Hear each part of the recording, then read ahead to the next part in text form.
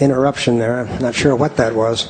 I address you as an atheist and a secularist and a Marxist. I'm very much troubled by your remarks about the need to stand up and fight this Muslim jihad.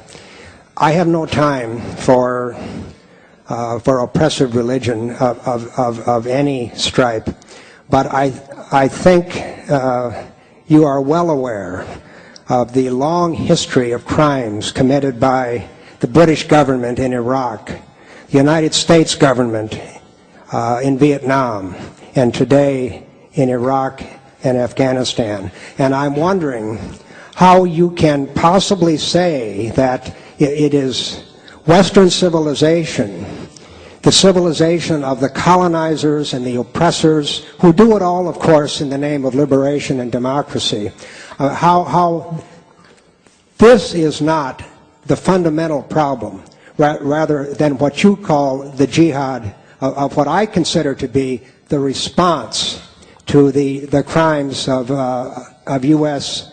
and European imperialism. Well, there you have it, ladies and gentlemen. There you have it. You see how far the termites have spread and how long and well they've dined. When someone can get up and say that in a meeting of unbelievers, that the problem is Western civilization, not the Islamic threat to it. That's how far the termites have gone. Now, as a matter of fact, sir, I could have asked that question 50 times better than you did and answered it 50 times as comprehensively. If you'd like, I can, without conceit, refer you to a biography of mine of Henry Kissinger.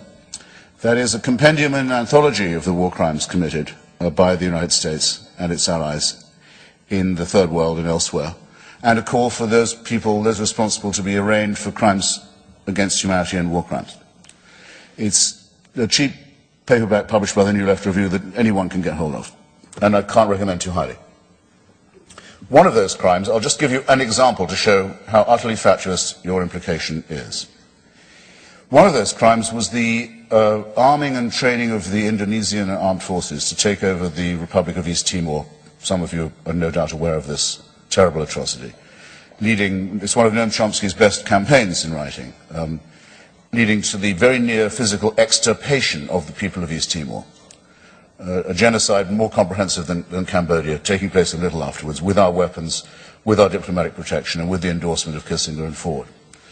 Hands up those who roughly remember this. Okay, not as good as I'd have liked, but still, and sad, but bear it in mind and look it up. Now, what are some of the items of the Al-Qaeda bin Laden manifesto? Well, oddly enough, and this was to my surprise, I thought it would be lower down. Item 3 in the charge against the West is that it reversed course on East Timor, tried to undo the genocide, brought East Timor to a referendum on independence, sent Jose Vieira de Mello, one of the greatest, Sergio Vieira de Mello, one of the greatest UN civil servants, to East Timor to supervise the transition to independence and the election, and made East Timor the newest member of the UN. Bin Laden says, "For this we will never forgive the Christian Crusaders and their imperialist friends.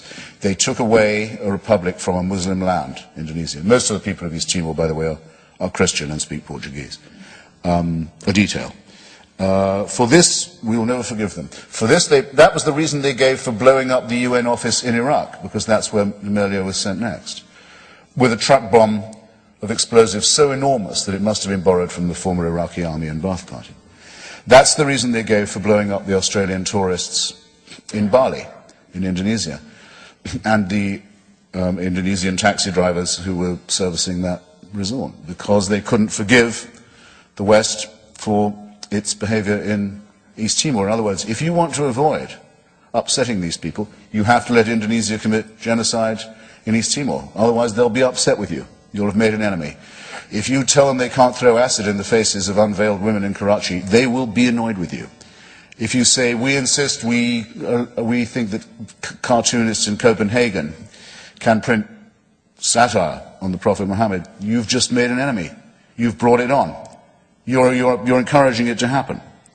So unless you're willing to commit suicide for yourself and for this culture, get used to the compromises you'll have to make and the eventual capitulation that will come to you. But bloody well don't do that in my name, because I'm not doing it. You surrender in your own name, leave me out of it. I'm going to fight these people and every other theocrat all the way. All the way.